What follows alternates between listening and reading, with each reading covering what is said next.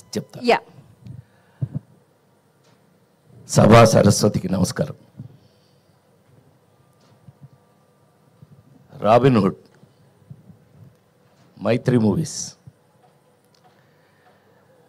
మైత్రి మూవీస్లో ఇంతకుముందు నేను అంటే నాకు ఎంత మనసుకు దగ్గరైన కంపెనీ శ్రీమంతుడు, వాల్తేర్ వీరయ్య, రాబిన్ హుడ్. నాకు ఒక చిన్న డౌట్ వచ్చింది, అమ్మాయి నువ్వు చెప్పలేదు, నువ్వేమన్నా కెలుగుతావు ఏమనుకున్నా కెలగలా నువ్వు, నేను గెలుగుతాను ఇప్పుడు. ఏమండి, నేను వచ్చిన దగ్గర నుంచి చూస్తున్నాను, ఎక్కడ పోస్టర్ కానీ ఎక్కడ నా ముఖం కానీ ఈ ఏరియాలో ఎక్కడ కనపట్టలా. సార్ ఈ ఆన్సర్ మీరు వినాలి సార్, వినాలి. మీరే కాదు ప్రేక్షకులు కూడా వినాలి. ఎందుకంటే మిమ్మల్ని చూడాలంటే డబ్బులు ఇచ్చి టికెట్ తీసుకొని చూడాలి అని. అబ్బా, ఈ పిల్ల మొత్తం మీద మా ఊళ్ళో మాట్లాడినట్టు మాట్లాడిందండి. మా ఊళ్ళో వాళ్ళు చెప్పినట్టు చెప్పింది.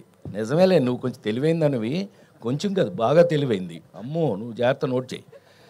ఎక్కడ ఒక్క బొమ్మ కూడా నాది కనపడలేదు, నేను ఎందుకు ఇక్కడికి వచ్చాను అని మీ అందరికీ డౌట్ రావచ్చు. కానీ నాకు తెలిసి మొన్న కల్కి, లగ్గం, జనక అయితే కనుక అంతవరకు చూసుంటారు నన్ను. కానీ గుండె మీద చేసుకు చెప్తున్నాను, ఈ మధ్యకాలంలో యాక్టర్గా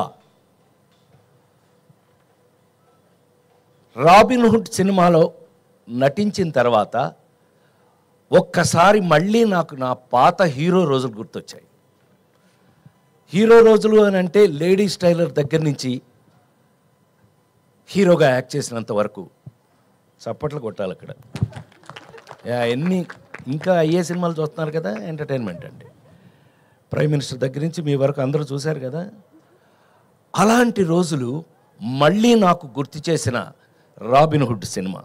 అంటే ఇవాళ యాక్చువల్గా మ్యూజిక్ మీద ఎక్కువ వాళ్ళు మీడియా మొత్తం మ్యూజిక్ మీద వెళ్ళి ఉంటుందేమో.